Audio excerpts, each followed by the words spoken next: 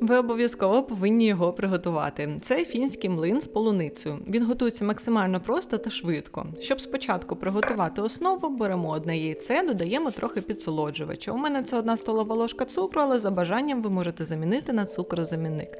Дрібка солі для балансу смаку та додаємо 200 мл теплого молока.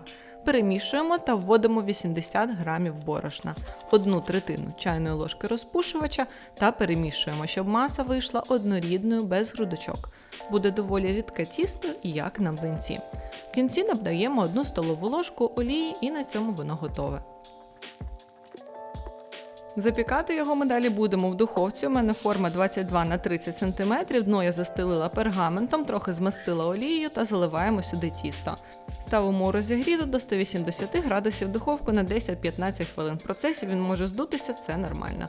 Тим часом готуємо крем. Тут в мене 200 грамів пастоподібного сиру, можна замінити на густий йогурт, і у якості підсолоджувача я додала 1 столову ложку згущенки без цукру. Також додала трохи ваніліну у сирний крем. Полуницю просто нарізаємо як вам хочеться, я нарізаю просто невеликими шматочками. На весь десерт мені знадобилося для начинки приблизно 150 грамів полуниці.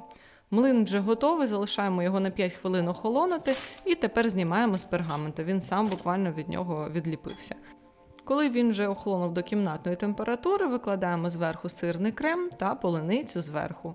Можна додати будь-які інші ягоди на ваш смак. Тепер закручуємо у рулетик. Власне, на цьому десерт готовий, його залишається тільки якось красиво подати. Залишати його просочитися не треба, він вже достатньо ніжний, м'який і смачний, з'їдається він реально хвилин за 10. Я зверху просто посипала його цукровою пудрою, нарізала на порційні шматочки і все. Це дійсно дуже смачно, тому раджу вам його приготувати прямо сьогодні. Тим паче, що рецепт дуже простий і з ним, я думаю, впорається кожен. Буду чекати на ваші вподобайки та коментарі під відео. Ну а з вами була Оля, зустрінемося у наступних роликах.